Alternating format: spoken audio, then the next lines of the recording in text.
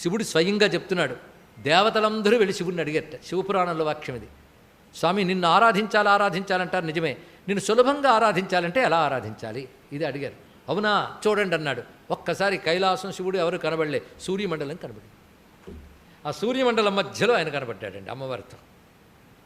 ఇలా సూర్యమండలంలో ఉన్నవరి ధ్యానిస్తారో వాళ్ళని నేను అనుగ్రహిస్తానని చెప్పాడు ఇక్కడ. ఇదే మాట పద్మపురాణం శివగీతలో చెప్తాడు. ఎవడైతే సూర్యమండలంలో నన్ను ధ్యానిస్తాడో వాడు చివరికి నాలోనే ఐక్యమవుతాడు అన్నాడు. ఇది కూడా సౌకర్యమే.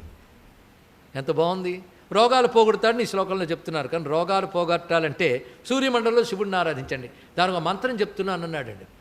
ధ్యాన శ్లోకం, రుద్రానికి ధ్యాన శ్లోకమే ఇక్కడ చెప్పుకోవచ్చు. మండలాంతరగతం హిరణ్మయం భ్రాజమాన వపుషం శుచిస్మితం చండధీదితిమఖండితజ్యుతిం చింతయేన్ ముని సహస్రసేవితం అని ఆ రుద్రమంత్రాలు ధ్యాన శ్లోకాల్లో ఒకటిది. మండలాంతరగతం, మండలం లోపలున్నాడు. హిరణ్మయం బంగారు స్వరూపుతున్నాడు. భ్రాజమాన వపుషం మెరిసిపోతున్న శరీరంతున్నాడు. శుచిస్మితం కపటం లేని నవ్వుట, దయ. శుచిస్మితం చండదీధితం మహాకాంతున్నది. అఖండిత జ్యుతిం ఆ కాంతి అఖండ కాంతి. అలాంటి వాడిని వేల కొలది మునులు సేవిస్తున్నారు. ఇలా ధ్యానించమన్నారు. ధ్యాన శ్లోకం చెప్పాం కదా. ఒకరిద్దరు శ్రద్ధాళువులు గ్రహించిన ఈ ధ్వనికి సార్థకత ఉంటుంది ఇక్కడ.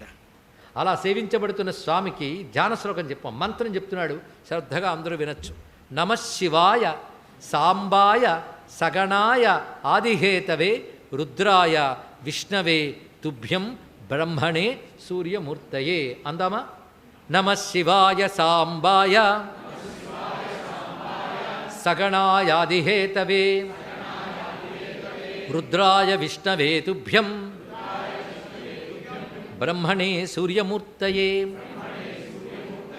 ఈ శ్లోకంలో ఉన్న మంత్రశక్తి ఒక్కసారి చెప్తాను. నమశివాయ పంచాక్షరి ఉంది. సా అంబాయ అమ్మవారితో ఉన్నాడు. స గణాయ గణములన్నీ ఉన్నాయి. అంటే గణ సహితుడు ఆయన మహానుభావుడు ఆదిత్యుడు. ఆదిత్యుడి చుట్టూ 84 గణాలు ఉంటాయి. 84 గణాలకు మన సమూహం ఇంకా బోల్డ్ ఉంటాయి. అందుకే గణ సగణాయ. ఈయన ఆదిహేతవే, ఆదియందు త్యా ఉన్నవాడు కనుక ఆదిత్యుని పేరు. సగణాయాదిహేతవే. ఆయన ఎవడు? రుద్రాయ విష్ణవే బ్రహ్మణి. అంటే బ్రహ్మ విష్ణు రుద్రాత్మకుడు. అందుకే నమో రుద్రాయ విష్ణవే తుభ్యం బ్రహ్మణి. ఆయన ఎవడు? సూర్యమూర్తయే. ఇంత మహామంత్రం అండి. అంతేగాని ఈజీగా శ్లోకాన్ని ఈసాం కనుక ఈజీ మంత్రం అనుకోవద్దు. ఇది నిజానికి చిదంబర క్షేత్రంలో చిదంబర దక్షిణామూర్తి మీకు నాకు ఉపదేశం చేశాడని కానీ రేపటి నుండి చేయగలిగితే ఇది చాలండి రోజు.